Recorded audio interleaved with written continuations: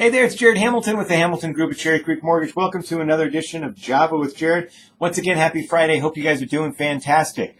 Well, we saw interest rates finish the week slightly worse than where they ended that last week. Wasn't a big movement, and rates are so phenomenal that it's not a dramatic change. But rates did get slightly worse. Now, we saw a lot of economic data released into the market in terms of things that would have an impact. With the jobs number as well as some inflation data, which I'll get to in a second, but there was also some other data that was pretty important as it pertains to housing and what's going on in the overall economy, or global economy.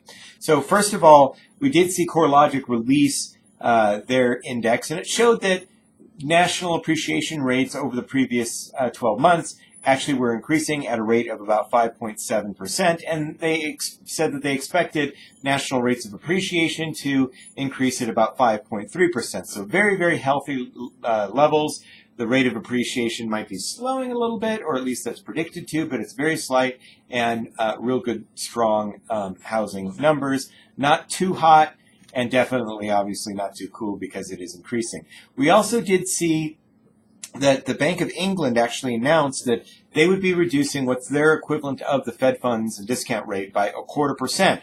So they're trying to stimulate the economy, obviously over this whole Brexit thing. But what that has done, and they also announced that they were doing some similar economic stimulus like what we had done in the past with quantitative easing, that they were buying their equivalent to bonds. So what that is caused the dollar to strengthen, which causes, and our yields in the United States to look better. So that causes money to flow globally into the United States and help, generally speaking, support mortgage-backed securities and even help the stock market.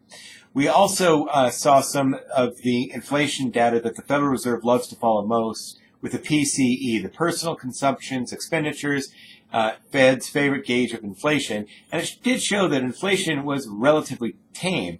It did show an increase of 0.9%, but if you strip out the volatile food and energy, the index only increased 0.1% on the month-over-month level, and year-over-year, it's only at 1.6%. So that is lower than the Federal Reserve's target of 2%. Now, the big number that everybody was watching was the jobs number. That was, once again, a shock to more jobs being added to the market. Expectations were for about 165,000 jobs being added, and it actually came in at 255,000. The unemployment rate stayed at 4.9%. And there was about a revision of 18,000 jobs added to the previous number, and that was already a strong number. Typically, that would have caused the stock market to rally, and actually mortgage-backed securities to really suffer because of this big surprise.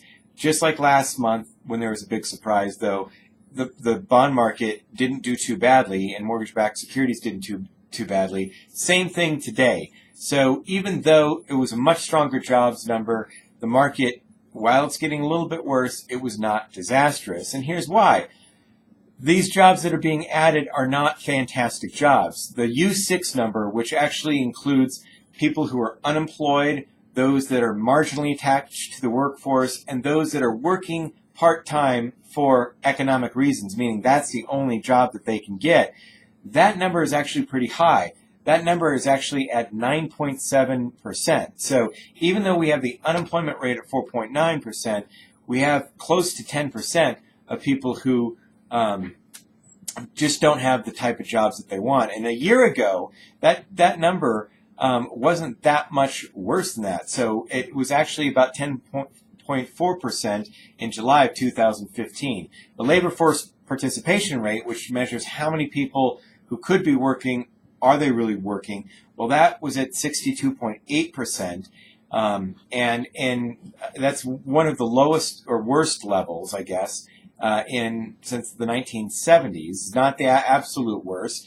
It was at 62.6 in July, so things are getting a little bit better. But back in 2015, this was at about 62.6. So really not that much of a change there.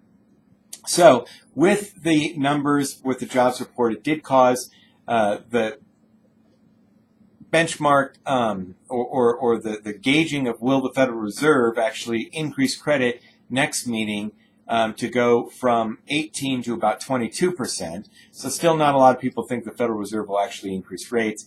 And sometime this year, it went from about 32 to 40%. So still, these jobs numbers did provide maybe some thought that the Federal Reserve might do something, but it didn't dramatically change things a lot. So anyway, that's what's going on with interest rates. If you have any questions, please give us a call. If you're working this weekend, so are we. So thanks for joining me with Java with Jared, and we will talk to you soon. Bye-bye.